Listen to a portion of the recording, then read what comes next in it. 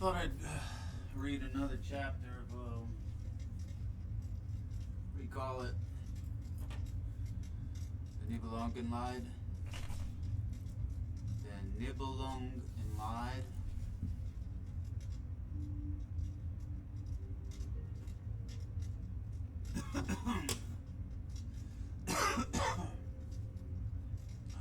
Let's read the 8th adventure. How Siegfried came to the Nibelungers. Thence in his cloud cloak Siegfried descended to the strand. There he found a shallop that close lay to the land. Unseen the bark he boarded, that from the harbor passed, moved by the son of Sigmund, as though before the blast. The steersman could see no man, yet the vessel flew beneath. The strokes of Siegfried the yearning, the strokes of Siegfried the yielding water through. The steersman could see no man, yet the vessel flew beneath. Why are you idling? The steersman could see no man, yet the vessel flew beneath the strokes of Siegfried, the yielding water through. 'Twas a tempest, thought they,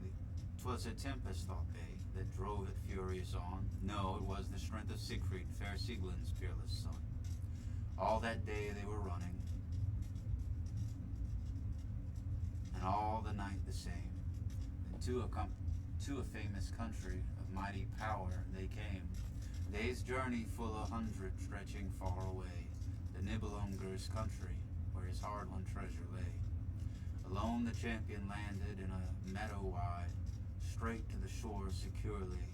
The little bark he tied, and then went to a castle seated upon a hill, to ask for food and shelter as weary travelers will. All found he barred and bolted, as near the walls he drew. Men both life and honor kept, then as now they do. The stranger, all impatient, began a thundering din at the well-fastened portal. There found he close within a huge earth-shaking giant, the castle set to guard, who with his weapons by him kept ever watch and ward. Who beats the gate so stoutly? The yawning monster asked, his voice as he gave answer, the crafty hero masked, and said, I am a warrior, open me the gate. I am wroth with lazy losels, who make their betters wait. While they on down are snoring, as if they'd never wake, it irked the burly porter, that thus the stranger spake. Now had the fearless giant all his weapons donned, bound on his head his helmet, and in his monstrous hand, the shield unmeasured taken, upon the gate he threw, and his teeth grimly gnashing, that Siegfried fiercely flew. Oh, well now that sounds fun. How could he dare to call up men of metal so? With that he let fly at him many a wind-swift blow, that the noble stranger put back with wary fence, and last upheaved the giant an iron bar immense, and his firm shield hand shattered. Scarce could the warrior stand. He feared, though for a moment, grim death was close at hand. With his enormous weapon the porter smote so sore, yet for his dauntless bearing he loved him all the more. With the mighty conflict the castle rung around, to the hall of the Nibelungers reached the stunning sound. At length the vanquished porter he bound with conquering hand, far and wide flew the tidings through the Nibelungers' land. While in the dubious combat they both were struggling still, Alberic the wild dwarf heard it far through the hollow hill. Straight he donned his armor, and thither running found the noble guest victorious, and the panting giant bound. A stout dwarf was Alberic, and bold as well as stout, with helm and mail securely he was armed throughout. A golden scourge full heavy in his hand he swung, straight ran he to the rescue, and fierce on Siegfried sprung. 7 ponderous knobs from the handle hung, each one by its thong. With these the dwarf kept pounding, so sturdy and so strong. that he split the shield of Siegfried to the center from the rim, and put the dauntless champion in care for life or limb. Away he threw his buckler, broken all and smashed. A long, well-tempered weapon into a sheath he dashed. To spare his own dependence, his virtue moved him still, and to his heart sore went it his chamberlain to kill. With mighty hands undaunted in on the dwarf he ran. By the beard he caught him, that age-hoary man. He dragged him and he shook him, his rage on him he wreaked, and handled him so roughly that loud for pain he shrieked. Loud cries the dwarf, O master, spare me and leave me free, and could I ever servant save to one hero be, to whom I've sworn allegiance as long as I have breath, said the crafty Albric, you would I serve to death. Then bound was writhing Albric as the giant just before. The nervous grasp of Siegfried pinched him and pained him sore. Then thus the dwarf addressed him, be pleased your name to tell. Said he, my name is Siegfried, I thought you knew me well. Well's me for these good tidings, Albric, the dwarf replied. Now know I all your merit, which I by proof have tried. I rule over all this country, well you deserve to bear. I'll do whatever you bid me, the vanquished only spare. Then said the noble Siegfried, you must hence with speed, and bring me of the warriors that best we have at need. 1,000 Nibelungers, them I here must view. No evil shall befall you if this you truly do. The dwarf and eke the giant, the champion straight unbound, then ran at once for swift Albric where he the warriors found. The slumbering Nibelungers he waked with eager care, saying, up, up, ye heroes, ye must to Siegfried fare. Up from their beds they started, an instant ready made, nimble knights 1,000 richly all arrayed. So flocked they quick there, where waiting they saw Sir Siegfried stand. Then was their goodly greeting, with word of mouth, clasp of hand. Straight lit was many a taper, then the spiced draught he drank. His friends who came so quickly, he did not spare to thank. He said you hence must instant far over the wave with me. He found them for the adventure as ready as could be. Full 300 warriors were come at his request. From these he chose 1,000, the bravest and the best. Helmets and other armor were brought for all the band, for he resolved to lead 'em in to Queen Brunhild's land. He said, good knights adventurous, to my words give heed. At the proud court of Brunhild our richest robes will need. There many a lovely lady will look on every guest, so we must all array us in our choicest and our best. How, said the beardless novice, that sure can never be. How can be lodged together so many knights as we? Where could they find them victual? Where could they find them vests? Never could 30 kingdoms keep such a crowd of guests. You've heard of Siegfried's riches. Excuse me, I had to burp. You've heard of Siegfried's riches. Well, could he all afford, with a kingdom to supply him and Nibelung's endless hoard? Rich gifts were in profusion to all his knights assigned. Much as he drained the treasure, as much remained behind. Early upon a morning, in haste they parted thence. What prowest warriors Siegfried brought to his friend's defense. Their armor darted radiance, their horses tossed the foam. Well equipped and knightly came they to Brunhild's home. At the windows standing, looked out the maidens gay. Then cried their royal mistress, can any of you say, what strangers there far floating over the billows go? Their canvas they are spreading whiter far than snow. Knight of Trony. Wait. I skipped. Whiter far than snow. Then spake the king of Rhineland, their men of mine, fair dame, whom I left not distant when later I hither came. Since I have bid them join me, and now you see them here, the noble guest received them with good and friendly cheer. Then might they see bold Siegfried, arrayed in robes of pride, aboard a bark high standing, and many a chief beside. Then said the queen to Gunther, Sir King, what now shall I greet the guests advancing, or that grace deny? Said he, to meet them, lady, forth from your palace go, that if you're glad to see them, the same they well may know. Then did the queen, as Gunther had said him seemed the best, and Siegfried in her greeting distinguished from the rest. They found them fitting quarters, and took their arms in charge. The guests were now so many, that they were ill at large. Such troops of friends and strangers flocked in on every side, so the bold Burgundians now would homeward ride. Then said the fair Queen Brunhild, him for my friend I'd hold, who'd help me to distribute my silver and my gold. Among my guests and Gunther's, no little store have I. Bold Giselher's, bold liegeman, Dankwart straight made reply. Right noble queen and gracious, trust but your keys with me. Your wealth I'll so distribute, all shall contented be.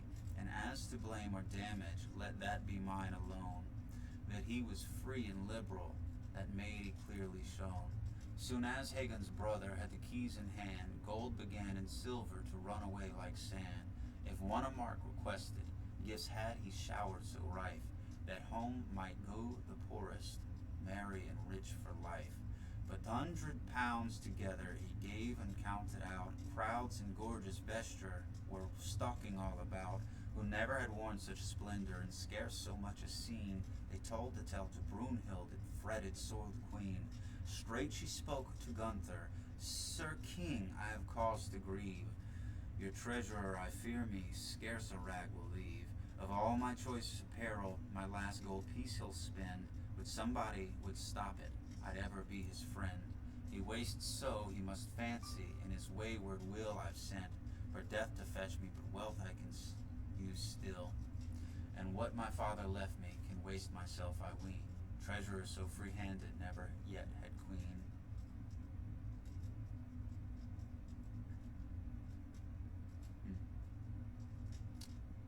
Then spake the knight of Trony, lady, you must be told. This is, again, is it that the person who wrote this inside of them is a fucking bitch? Because that's what it sounds like. It sounds like a lot of complaining about someone fucking, like, just a bunch of bitches. Like, it was good before, kind of. Right now, it's like a bunch of fucking bitches.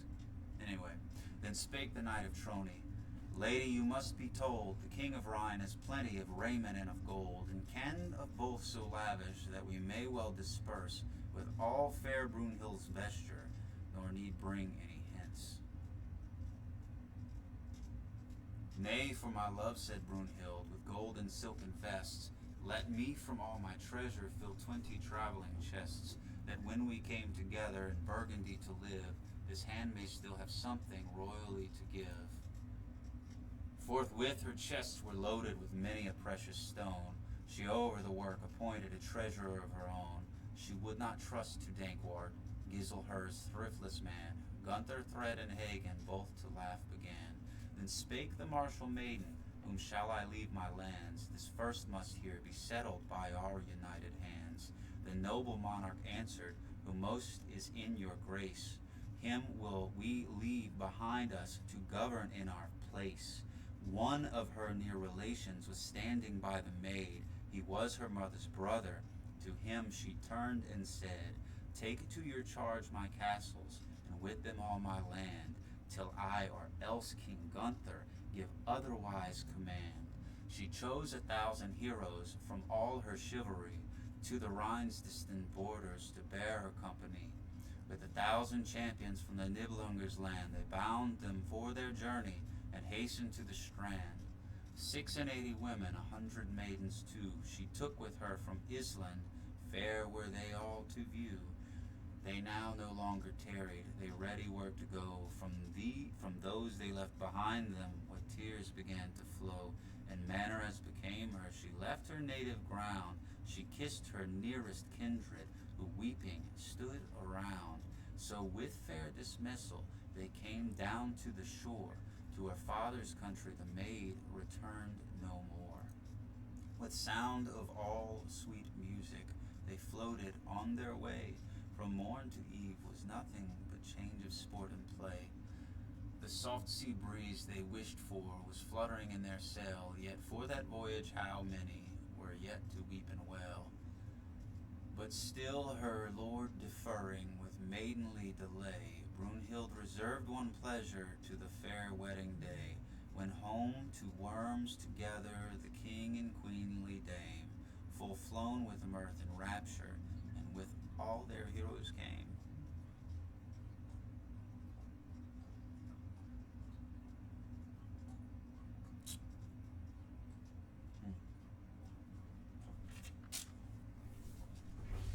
I hear you. I hear you. I hear what you're saying. It's a shame. I look to know more about Siegfried. He might be a good guy. It was just, what was it, Gunther? That was shameful?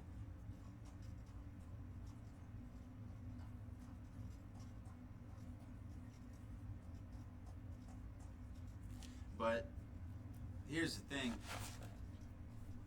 Don't trust anyone like that. If they're willing to lie like that, you know. If they're unfaithful in romance, they won't be faithful in anything.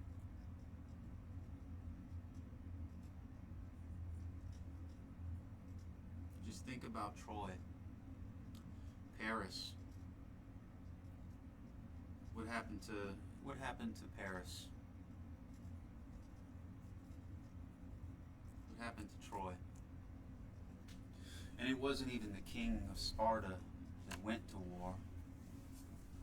I recently read the Iliad in college, and it was a great reminder of what happens to people like that. I mean, Troy, what happened there? I mean, we don't really know the details of it, but we do know that Troy was believed to be a fictional place until just a few years ago, because Paris got the whole fucking city destroyed.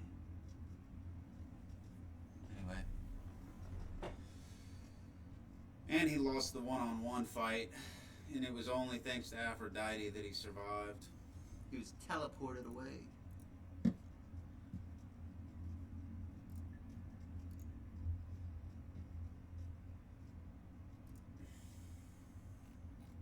But maybe I'm just sensitive.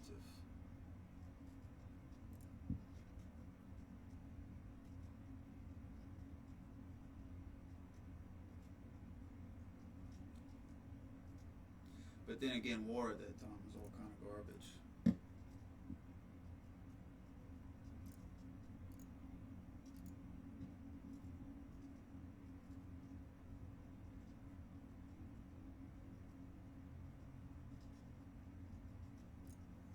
Anyway, I'll see you later, Shade.